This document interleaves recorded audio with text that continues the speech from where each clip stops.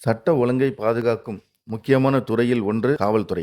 நாள்தோறும் பல சவால்களை எதிர்கொண்டு சமூகத்தின் பாதுகாப்பை உறுதி செய்யும் முக்கிய பொறுப்பு இவர்களுடையது. ஆபத்தான சூழ்நிலையில் கூட தன்னலம் இன்றி செயல்படும் அதிகாரிகள் ஒருவராக காவல்துறையில் பல ஆண்டுகள் சிறப்பாக பணியாற்றி பல முக்கிய அனுபவங்களை சேகரித்தவர்.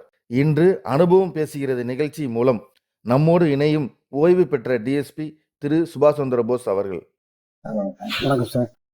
அதுல நமக்கு எதுவும் மறக்க முடியாத உங்களுக்கு கேஸ் இப்போ எல்லாம் அந்த ஹியூமன் ரைட்ஸ் மனித உரிமை கழகம்லாம் வருது பாருங்க.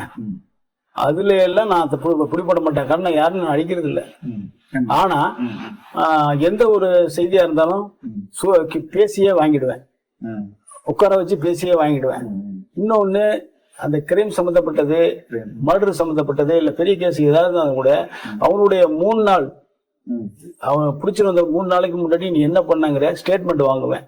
இல்லைன்னா 7 நாள் ஸ்டேட்மெண்ட் வாங்குவாங்க. இதெல்லாம் எனக்கு பழைய அதிகாரிகள் சொல்லி கொடுத்தது. அதை வாங்கும் பொழுது அவன் உண்மையை சொல்லி அதை படிச்சு காமிப்பேன். இதுல ஏதாவது முரண்பாடு இருந்தா, தவறு இருந்துச்சுன்னா நீ அதுல அவனுடைய தவறு வெளிவந்துடும். அப்படி நம்ம கண்டுபிடிக்கிறது தான் நம்மளுடைய செயல்பாடுகள். பெருசா நம்ம அடிக்கிறது பிடிக்கிறது அதுல எல்லாம் நான் எல்லாத்துலயுமே சக்சஸ் பண்ணிட்டேன். அதுல ஒரு கேஸு நம்ம நடுக்காவரியில இருக்கும்பொழுது இன்ஸ்பெக்டரா இருந்தேன். நடுக்காவரியில நடுக்காவரியில அப்போ இருக்கும்போது சாயங்கால நேரத்துல ஒரு எனக்கு ஒரு போன் வருது. இந்த மாதிரி பள்ளி அக்கறக்கிறதுக்கு பக்கத்துல ஒரு 2 பேரு வந்து நடந்து போன 2 பெண்கள்கிட்ட கழுத்துல உள்ள செயின் அறுத்துக்கிட்டு போயிட்டான் அப்படின்னு தகவல். சரி, இமிடியேட்டா போயிட்டேன். போன உடனே அந்த லேடி அங்க இருந்தாங்க. 2 பேருமே அக்கா தங்கச்சி 2 பேரும் இருந்தாங்க. ஏதோ ஷாப்புக்கு போயிட்டு வந்த பொழுது ஒரு 2 பேரு குடியாந்து வந்து அறுத்துட்டு போயிருக்கான். நான் அங்கனே கேட்டேன், எப்படி இருந்தான்னு கேட்டேன். ஒருத்தன் சேஃப் சட்டை போட்டிருந்தான், ஒருத்தன் கட்ட போட்ட சட்டை போட்டிருந்தான். சேஃப் சட்டைக்காரன் தான் என்கிட்ட இருந்து குடியாந்து வந்து அறுத்தான். இந்த தகவலை வச்சுக்கிட்டு அங்கனக்குள்ள சர்க்கம்ஸ்டன்ஸ் அப்படியே விசாரிச்சு பார்த்தேன். அங்கே ஒரு மில்லு இருந்தது. யாராருக்கும் தெரியலன்னு சொல்லி அந்த மில்லுக்குள்ள நுழைஞ்சேன். மில்லுக்குள்ள ஒரு 3 பேரு வேலைக்கு வந்திருக்கானோ. 3 பேர் நின்னானுவாங்க. அவனோட யதார்த்தமா கேட்கிறேன், நீ எங்க இருந்து வந்தீங்க, என்னடா வேலை அப்படின்னா. சார் இந்த மில்லுல நைட் டியூட்டி எங்களுக்கு அப்படின்னா. எத்தனை பேர்ல வந்தீங்கன்னா 5 பேர் வந்தேன்னு சொன்னான். இந்த 5 பேர்ல 3 பேர் தானே, 2 பேர் எங்கடான்னு கேட்டேன். 2 பேரும் டீ குடிக்க போயிட்டான் சொல்லி வாமுடத்துக்குள்ள 2 பேரும் வந்துட்டாங்க. சரி, எனக்கு மனசுக்குள்ள என்ன இருக்குன்னா சிகப்பு சட்டை, அது மட்டும் தான் மனசுல இருக்கு. சுருட்ட முடியும்னு சொல்லிச்சு. சரின்ட்டு அதை என்ன பண்றான், சேப்பு சட்டையை காணும். சேப்பு சட்டையில இல்ல, சும்மா தான் வர்றான். ஒரு பனியல் போட்டு வர்றான். 2 பேர்ல எங்கடா போனீங்கன்னா, இது மாதிரி நாங்க டீ சாப்பிட்டு போறோம் சார்னு சொல்லுவோம். சரி, 5 பேரும். அப்புறம் கொஞ்சம் நாள் என்ன பண்ணேன், இன்னும் ஒரு ஞாபகம் வந்துச்சு.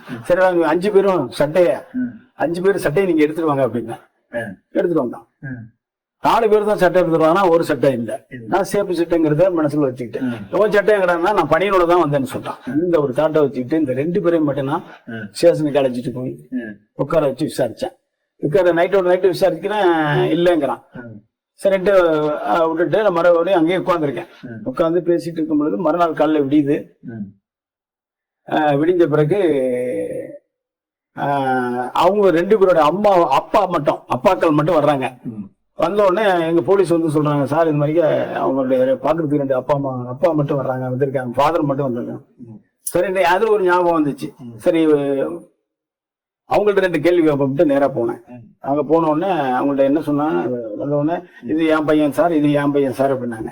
சரி, ரைட்டு, உங்க பையன் தான், நாங்க ஒன்னும் செய்யல, உட்கார வச்சிருக்கேன், கேசஸ் போடல, ஒரு ஸ்நாச்சிங் நடந்து போச்சு, யாராவது அறுத்துட்டாங்க, உங்க பையன் மேல சந்தேகம் வருது. ஆனாலும் இப்போ ஒண்ணும் நாங்க செய்ய போறது இல்லை. உண்மையை சொல்லிட்டீங்கன்னா நான் அவனை போய் அனுப்பி விட்டுறேன். என்ன சொல்லுங்க சார் அப்படின்னா. உங்க பையன் என்ன சட்டை போட்டிருந்தான்? என் பையன் கட்டப்பட்ட சட்டை வெள்ளையா போட்டு விட்டுருந்தேன் சார். உங்க பையன் என்னன்னா, என் பையன் சேப்பு சட்டை தான் சார் போட்டிருந்தான். இப்போ அவங்க அப்பா கிட்ட வாங்கிட்டேன், கறந்துட்டேன். சேப்பு சட்டை போட்டவன் உள்ள போய் சொல்லிட்டு உட்காந்துருக்கான். இது 2 பேரையும் அழைச்சிட்டு போயிட்டு, நீங்க எதுவும் பேசக்கூடாது, அவனோட பேச சொல்லுவேன், சொல்லுவான், நீங்க அதுக்கு பதில் சொல்லணும். கொண்டு போய் நேரம் நிறுத்திக்கிட்டேன். அம்மா யாரா அண்ணன், இது எங்க அப்பா அண்ணா, இது எங்க அப்பா அண்ணா. சரி இருப்பா, நீ என்னடா சட்டை போட்டிருந்த?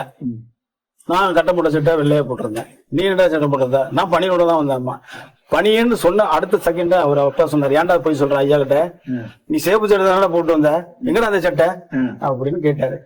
முடிஞ்சு போச்சு, அழுதுட்டான், டிடக்ஷன் ஆயிடுச்சு. வைக்கப்பூர்ல கொண்டு வச்சிருந்தான், அந்த செயினையும் எடுத்துட்டேன். இது மாதிரி நிறைய வழக்குகள் நான் வந்து அந்த மாதிரி தான் சமூக சுத்த புத்தியை பயன்படுத்தி நான் கறந்துருப்பேன்.